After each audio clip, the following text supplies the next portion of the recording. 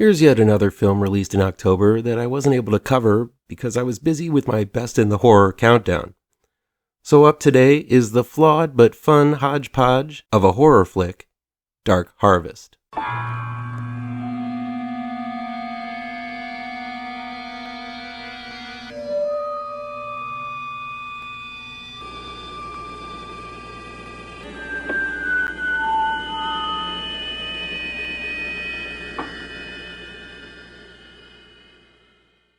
Welcome back to ML Miller Frights. I'm ML Miller. Through our tedious lives, we press many important buttons, but if you could do me a favor and hit that like button down below, share this video with all your social media addicted pals, click subscribe to this channel, and don't forget to ring that bell for notifications. I'd be in your eternal debt.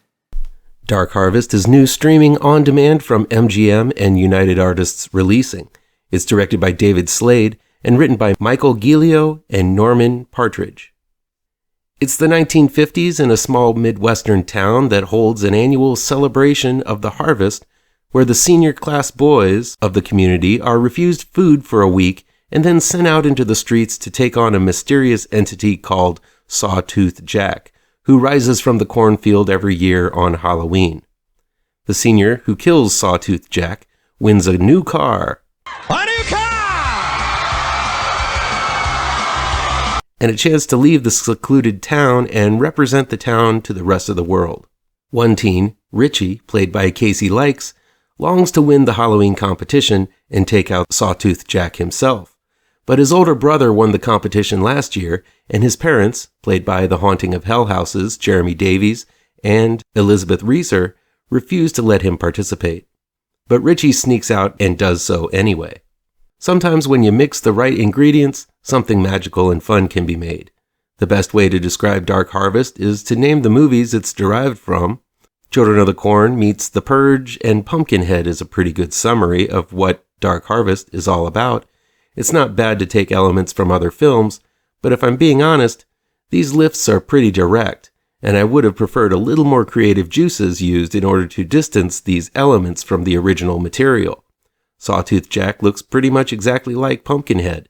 The masked kids roaming the streets are only allowed to do so for one night, and it occurs once a year. It's pretty much the plot of The Purge. And the town worshipping an entity in the cornfield and having a ritual performed as a rite of passage from child to adulthood is straight up Children of the Corn. I won't deny that these elements mix pretty well, but derivative? Yes.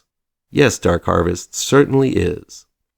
Now, just because it views like a meatloaf sandwich of rural horror films doesn't mean it's not good. In fact, director David Slade is able to blend these elements together pretty seamlessly. Slade is a fantastic director in his own right, having helmed such harrowing tales as Hard Candy and 30 Days of Night. Though the story is a bit convoluted, Slade does a decent job of doling out the film's setup, including the rules of the Halloween night ritual and the shady history of the town itself. I think it would have been a muddled mess in the hands of a lesser director. Dark Harvest was developed from a book, and the rather elaborate plot and abundance of characters makes that pretty obvious. Coming in at just about an hour and a half, I think this would have benefited at being a little bit longer to delve into some of these characters and make them more memorable. Still, there are a lot of nice touches, such as a cop that seems to always show up just in time to keep anyone from leaving the town, that amp up the weirdness quite a bit and help convey a sense that there's no way out of this town. The masks inspired from the punk band The Misfits are a nice touch as well. Slade also delivers a nice mix of CG effects and action scenes, specifically some very gnarly kills at the hands or branches of Sawtooth Jack.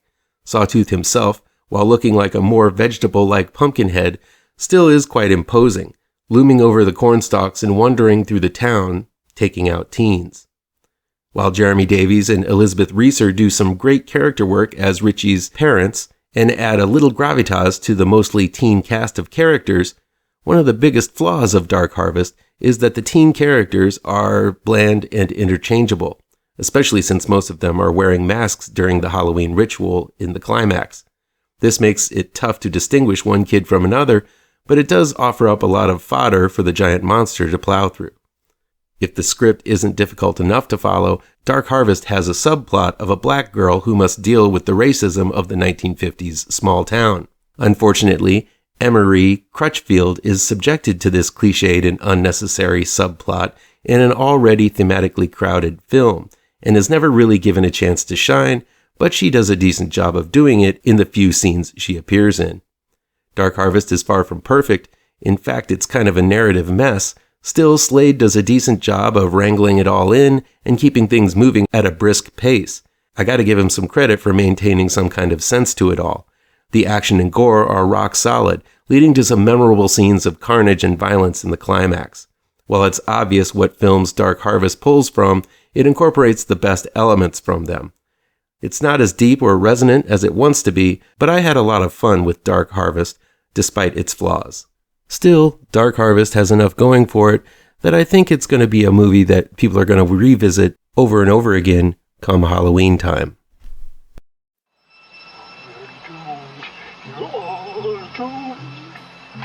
You're doomed to live the life you're meant to be,